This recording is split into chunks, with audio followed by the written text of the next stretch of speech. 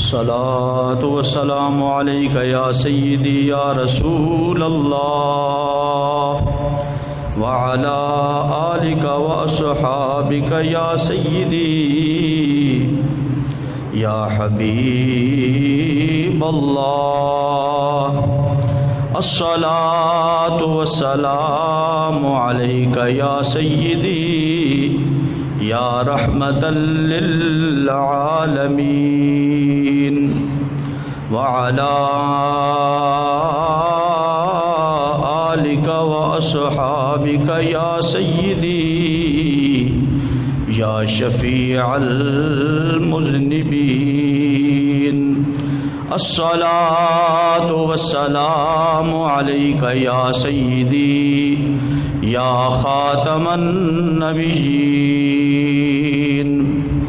وعلى آلك وأصحابك يا سيدي يا محبوب رب العالمين.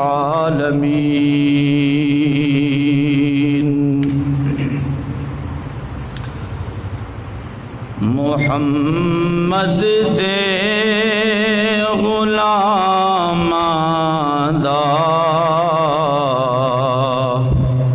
غلام ہونا ہی کافی ہے. محمد دے غلام دا غلام ہونا ہی کافی ہے. محمد دے غلام دا غلام ہونا ہی کافی ہے.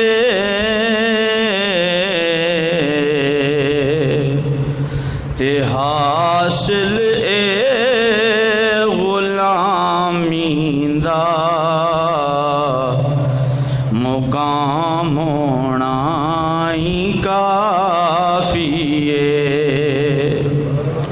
تے حاصل اے غلامی دا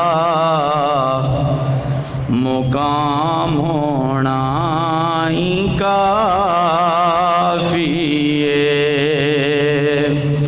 محمد دے غلام دا غلام ہونا ہی کافی ہے. میں تسبیح اور کی کرنی میں جپنی اور کی مالا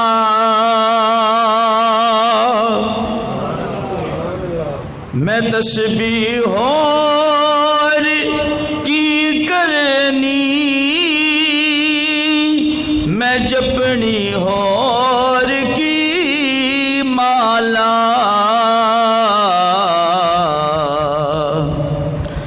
میرے لب تے محمد دا اے نام ہونا ہی کافی ہے. میرے لب تے محمد دا اے نام ہونا ہی کافی ہے. محمد دے غلام دا غلام ہونا ہی کافی ہے.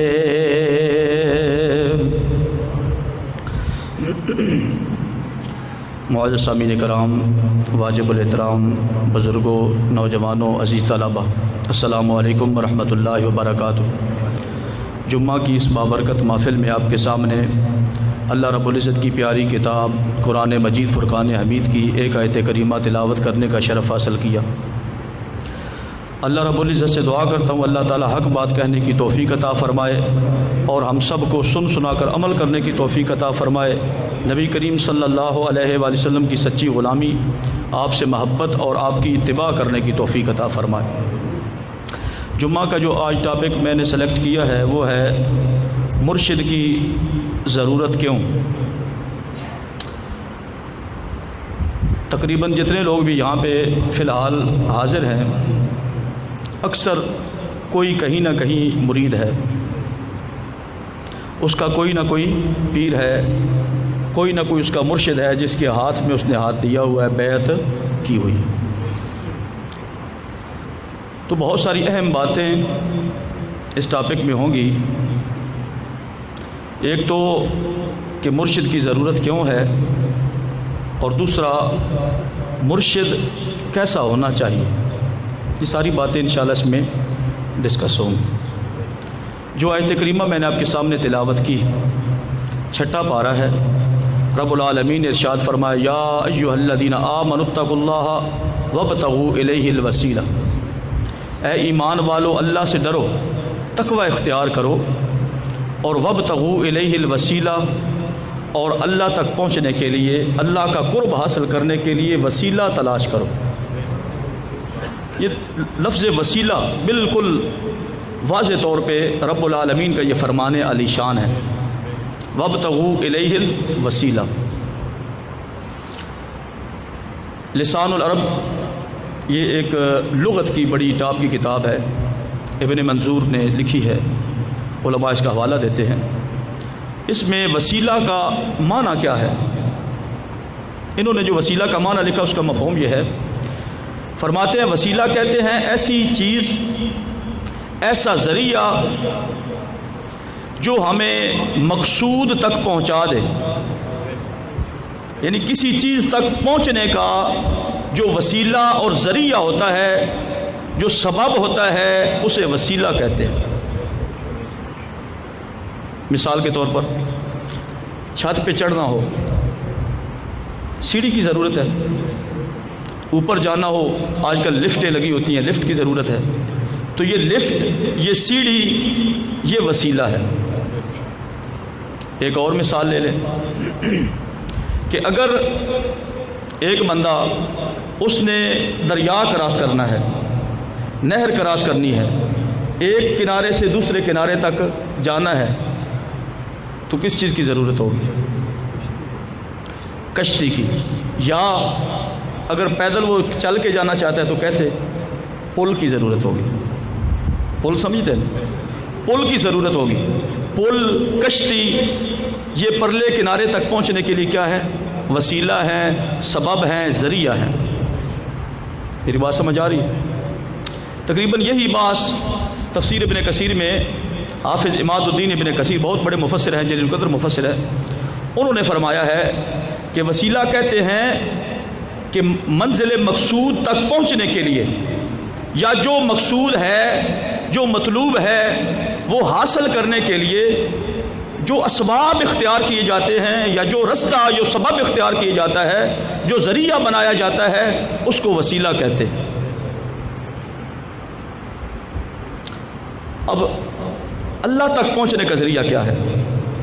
بات سمجھ آ رہی ہے؟ یہ تو میں نے مثالیں آپ کے سامنے رکھی نا کہ وسیلہ ہوتا کیا ہے۔ وسیلہ اس ذریعہ کو کہتے ہیں جو منزل مقصود تک پہنچاتا ہے۔ اب اللہ کا قرب حاصل ہونا، اللہ کا قرب حاصل کرنا، اس کے لیے وسیلہ کیا ہے؟ بہت ساری چیزیں گن گن کر مفسرین نے لکھی ہیں کہ کیا کیا چیزیں وسیلہ بنتی ہیں قرب الہی کا۔ مثال کے طور پر بنیادی چیز ایمان، ایمان یہ بنیادی چیز ہے۔ اللہ کا قرب حاصل کرنا ہو تو ایمان والا ہونا شرط ہے۔ بے ایمان بندہ اللہ کا قرب حاصل نہیں کر سکتا۔ عبادات، ایمان کو عقائد سمجھ لیں، عقیدہ، عبادات، نماز پڑھو اللہ کا قرب حاصل ہو جائے گا، روزہ رکھو اللہ کا قرب حاصل ہو جائے گا، زکوٰۃ ادا کرو اللہ کا قرب حاصل ہو جائے گا، حج کرو اللہ کا قرب حاصل ہو جائے گا۔ مختلف قسم کی عبادات ہیں جن کے کرنے سے اللہ کا قرب حاصل ہوتا ہے۔ اس کے بعد نیچے اخلاقیات کا درجہ ہے۔ اخلاق کے جو جتنا منازل جتنی طے کرے گا اللہ کا قرب حاصل کرے گا۔ یہ باتیں سمجھ آ گئی؟ بالکل یہ اللہ تک پہنچنے کا ذریعہ ہے، اللہ کے قرب کا کیا ہے؟ ذریعہ ہے۔ لیکن مفسرین نے بڑے پیارے انداز میں لکھا کہ جس طرح ایمان، عقائد، عبادات، اخلاقیات، یہ ساری چیزیں شریعت کی پابندی قرب الہی کا ذریعہ بنتی ہیں، اسی طرح مرشد کامل اللہ کے قرب کا ذریعہ بنتا ہے۔ بندے اور رب کا جو تعلق ہے اس کو بحال اور برقرار رکھنے کے لیے مرشد کی ضرورت ہے۔ آپ دیکھتے نہیں بہت سارے لوگ شریعت کی پابندی نہیں کرتے، چہرے پہ داڑھی نہیں، بدماشیاں کرتے ہیں، نماز کی پابندی نہیں کرتے، لیکن کسی کامل کے ہاتھ میں ہاتھ دے آتے ہیں تو وہ اس کو اپنے رنگ میں رنگ دیتا ہے، وہ شریعت کا پابند ہو جاتا ہے۔ یہ اس کے مرشد کا فیض ہوتا ہے۔ مرشد ایک وسیلہ ہے، مرشد ایک ذریعہ ہے جس سے اللہ کا قرب حاصل ہوتا ہے۔ میری بات سمجھ آ گئی؟ جس طرح میں نے مثالیں دی نا ایمانیات کی، عبادات کی، اخلاقیات کی، کہ وہ یہ ساری چیزیں کیا ہیں؟ قرب الہی کا ذریعہ بنتی ہیں۔ تو مرشد کامل قرب الہی کا ذریعہ بنتا ہے، جو بھٹکے ہوئے کو راہ راست پہ لاتا ہے،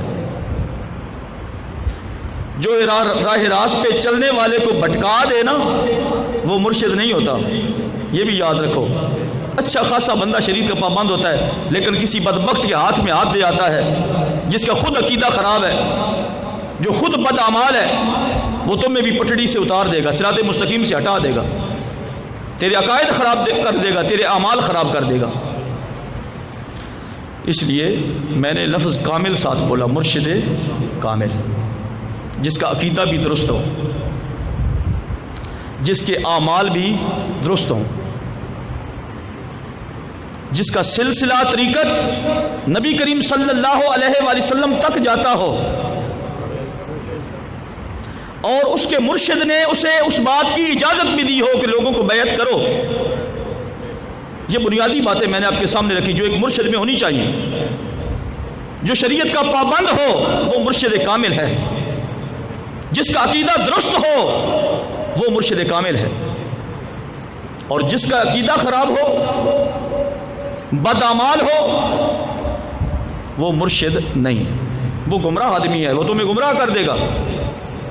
اس لیے بیعت کرنے سے پہلے ان باتوں کی بھی ججمنٹ کر لیا کریں۔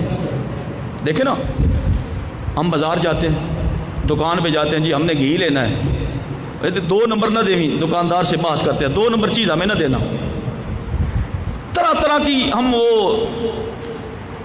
گھما پھرا کے جیسے بھی طریقے سے اسے پوچھتے ہیں، جی چیز تسلی والی تو ہے نا، تسلی بخش ہے، 2 نمبری تو نہیں ہوئی۔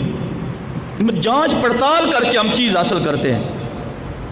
کوئی بھی چیز خریدنی ہو، جوتی، کپڑے، کوئی بھی چیز ضروریات کی خریدنی ہو تو ہم پہلے جناب بڑی تسلی سے اسے تلاش کرتے ہیں، پھر اسے پرکھتے ہیں۔